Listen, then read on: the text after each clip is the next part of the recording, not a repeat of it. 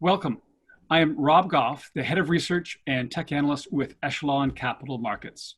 I am very pleased to have Michael Zara, the President and CEO of Drone Delivery Canada, with us today to discuss the exciting roadmap ahead for both drone delivery as a category and in particular his company. Before starting the stage, I'd like to do a little bit of an intro in terms of our perspective. We are exceptionally bullish on the potential for drones to become a core component of the global business-to-business logistics market, with the business-to-consumer market then expected to positively redefine the market scope.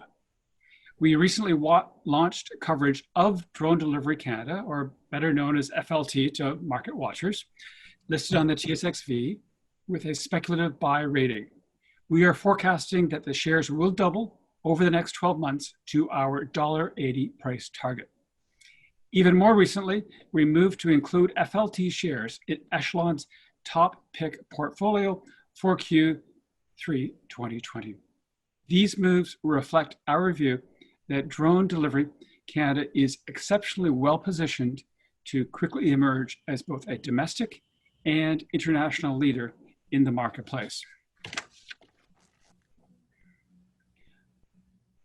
We see drone delivery as well positioned in terms of its service capability, its strategic partnerships, and its IP. Our positive view then turns to management, where Michael himself brings a unique academic and practical experience set with degrees in engineering, international business, and logistics, along with top leadership experience in tech as the past president of Yahoo Canada, in the logistics field as past president of Staples Business Advantage Canada, and as the past president of Schlumberger RMS Canada, an important technology company to the oil and gas space, a key target, a key target market for a drone. Michael, welcome to the call. Thanks very much for having me. Oh, no, our pleasure. And just to get things rolling, could you perhaps start off with a brief profile of drone? Describe where you are or where you see yourself being in your evolution and some of the catalysts we can look forward to. Sure. Yeah. So we're about 6 years old. A great Canadian success story.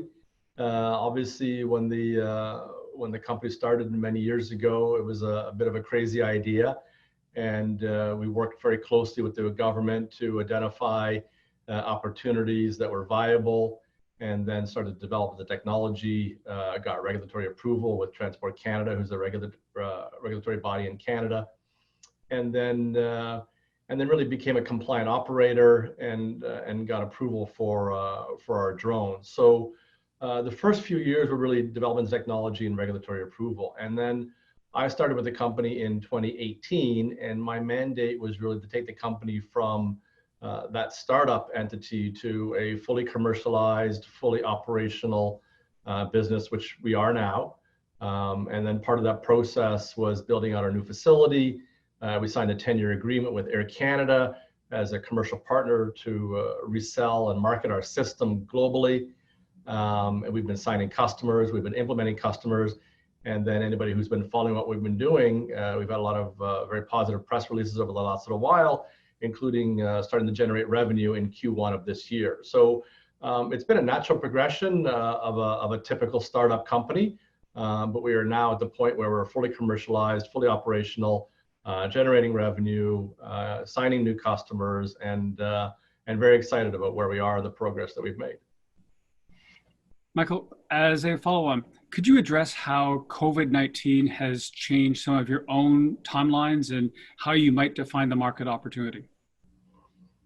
So before the pandemic, broadly, there were really two use cases. The first one was remote communities, so indigenous or not, and this is an area of focus and an issue for last mile delivery, not just in Canada, but globally.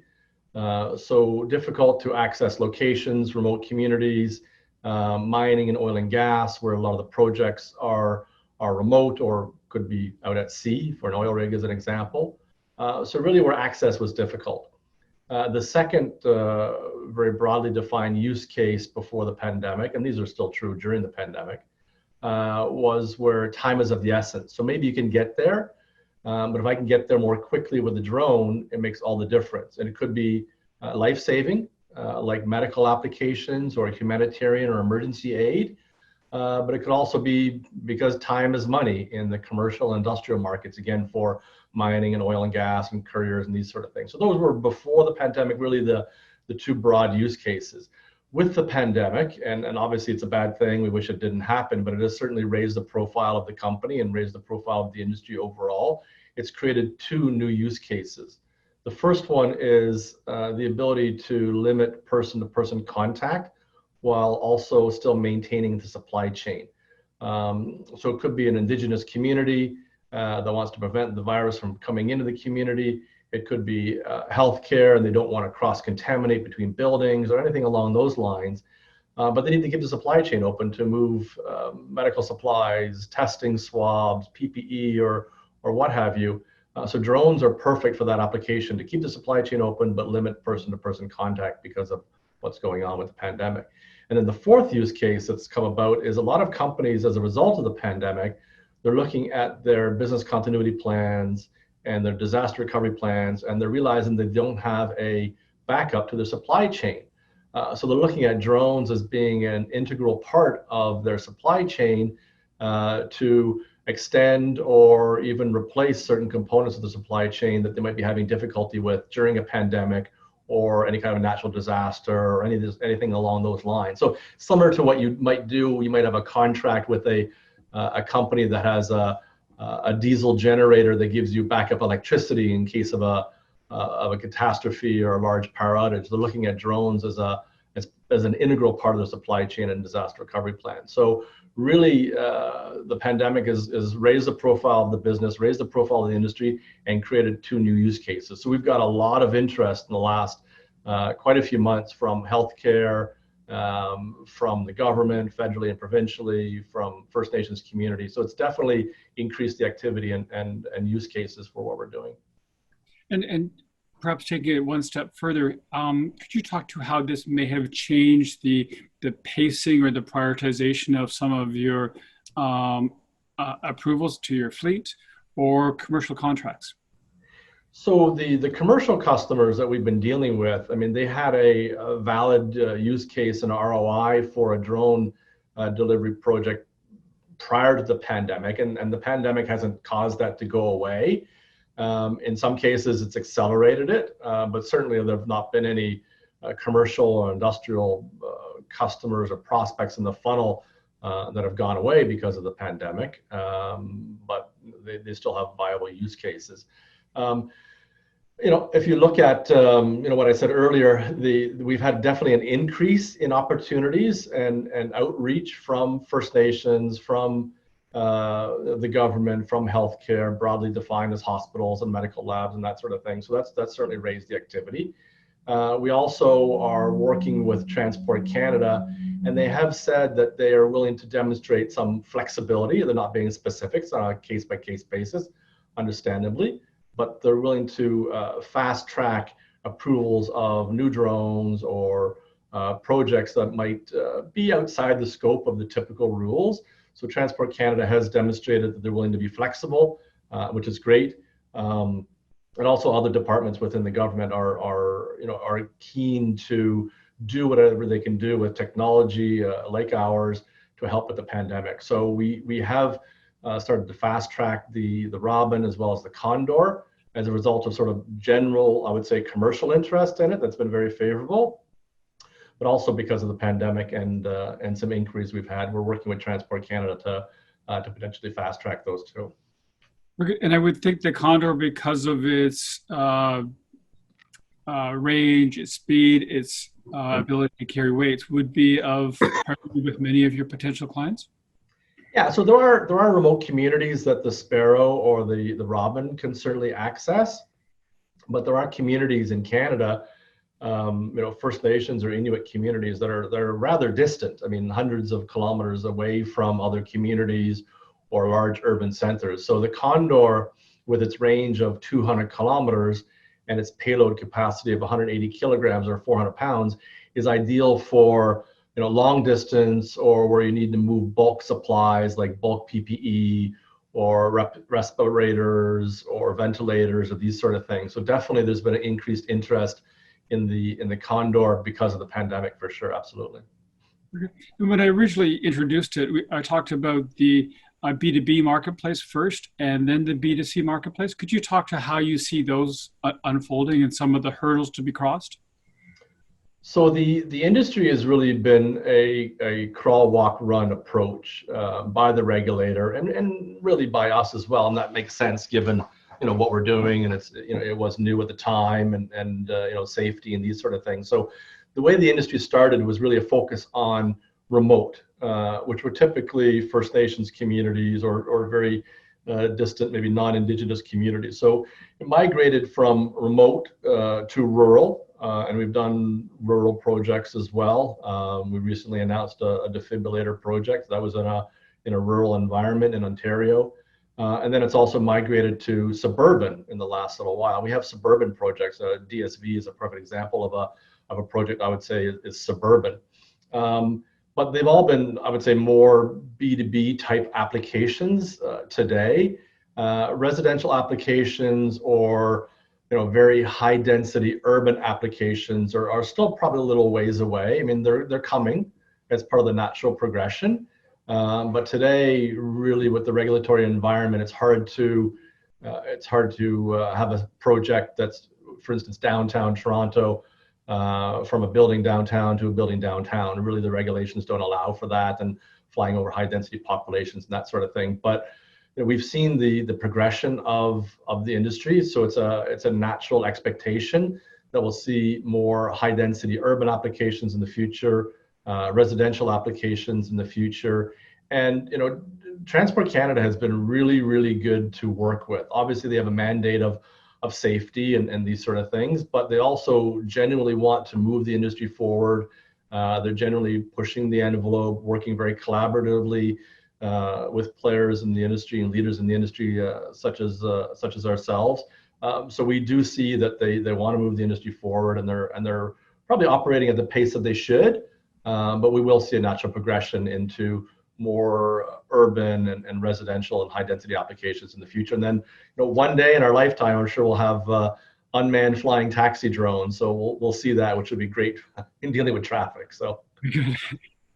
And you mentioned it briefly, but perhaps could you dive a bit deeper into the significance of your partnership with Air Canada, both domestically, but also then turning abroad and talking to how they may help to open doors for you internationally, and how another name you brought up, Industry Canada, might also be a positive ambassador for you there, or Transport Canada would be a positive ambassador. Right. So maybe I'll start with the Transport Canada first. So obviously our focus initially was in Canada. That's where we are. We're a great Canadian success story. So initially we focused on Canada and commercializing and being operational here and improving the business model and the technology implementation. And we've done that. So definitely, we look to go outside of Canada. One of the benefits of working with Transport Canada and being a compliant operator with Transport Canada and having our drone certified with Transport Canada is Transport Canada has a very strong reputation in the United States, in Europe, and really all the global markets. So as we move into other markets, we still need to deal with the local regulator, but we're not starting from scratch because of the work that we have with Transport Canada and the credibility that they have in other markets. So definitely the benefit is transportable to other regulatory bodies for approvals and operations in other markets. So Transport Canada is definitely, the relationship we have with Transport Canada is definitely of benefit to us and gives us credibility as we go into international markets. With Air Canada, it was end of May of 2019, so literally almost a year, that we signed a 10-year agreement with Air Canada. Really unprecedented globally. There's no such other program been signed with a drone logistics company and a major international airline. And essentially, They are acting as a commercial agent, a reseller of our system, a remarketer of our system.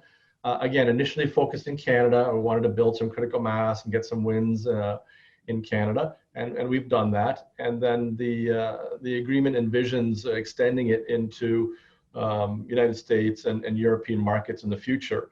What has happened is those opportunities have come to us, opportunities internationally have come to us faster than what we expected, which is a good thing.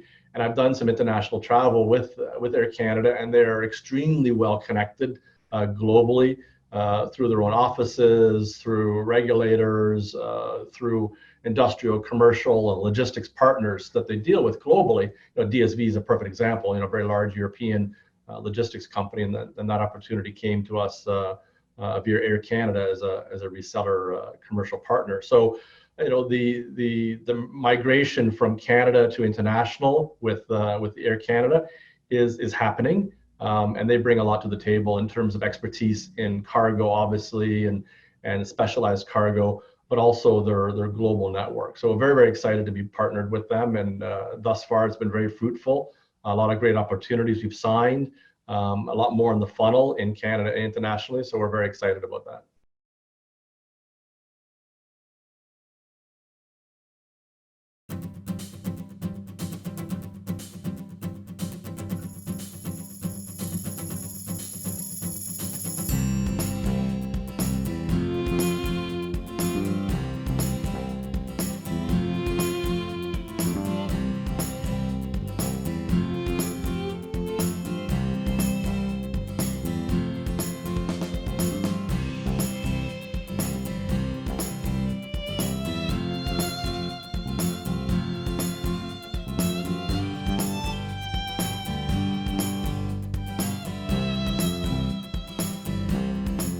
You mentioned DSV, and I want to circle back to that. But on the focus for international for the moment, could you talk to what a potential international partnership might look like? What would be the parameters or the construct of a potential partnership? Sure, I can talk about what it looks like internationally and then in Canada, because they're slightly different. So in Canada, we implement the projects ourselves, but internationally, it's more of a licensing agreement. So we would find a partner who wishes to be a drone operator in their local market. So it could be a large airline, it could be a large freight forwarder, or somebody in the logistics space, somebody where this is a good fit for what they're doing today, and a natural extension of what they're doing. And they're obviously well connected with the regulator, well connected to be able to market this opportunity within their local market. Oh, that's my phone ringing. So sorry, could be a customer. It's a good sign. Exactly, it's always ringing. It's good. So it's a licensing agreement with a partner, and the way it would work is the initial phase would be more of I would say an engineering engagement with them to get them certified as an operator in their local country, get the drones type approved as aircraft in their local country. So there would be an engineering engagement that they would pay us for to get that process going. We envision the first few projects that they get with their customers, they're going to want us to implement them so we can train them to implement future projects themselves. So the first 2, 3, 4, 5 projects we would implement with them, watching and learning for what we're doing as part of the training process, and they would obviously pay us for that as well. And then once they're up and running with a few small customers, then there would be an ongoing licensing fee. It's a 7-digit licensing fee for them to benefit from the use of our system and the technology we've developed and the intellectual property that we have. And then there's also a managed service, similar to what we have in Canada. We are the back end of the system, monitoring the drones and the routes as everything is running. And that's a fee-based managed service that they would pay us for every route and every drone that's flying internationally. So slightly different structure than what we have in Canada, because it's more of a licensing deal. Not exactly a franchise, but you could look at it as a kind of a franchise model where we're enabling somebody else to be the operator in their local market. So.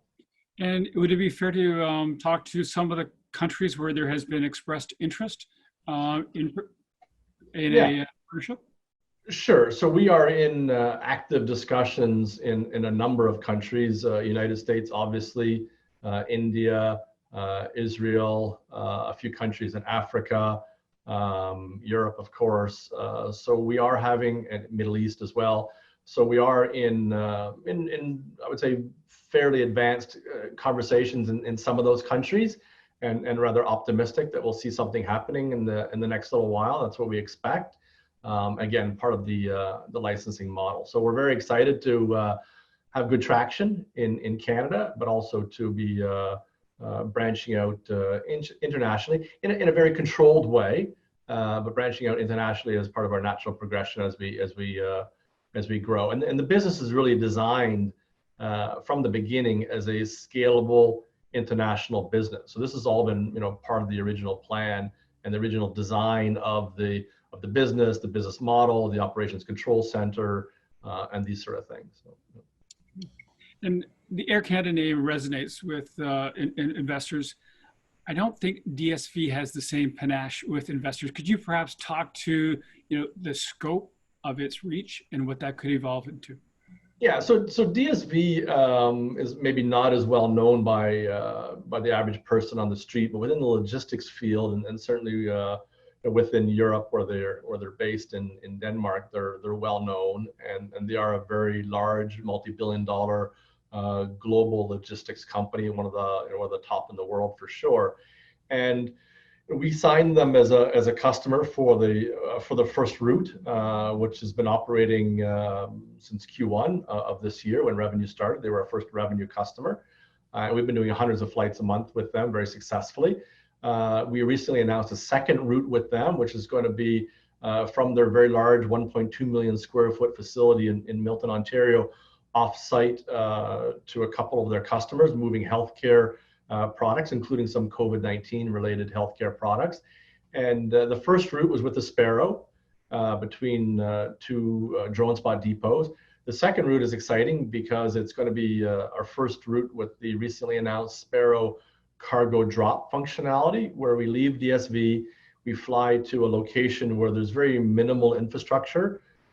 We reduce altitude and drop an untethered load and without landing, and then fly back to DSV. So we're excited about that.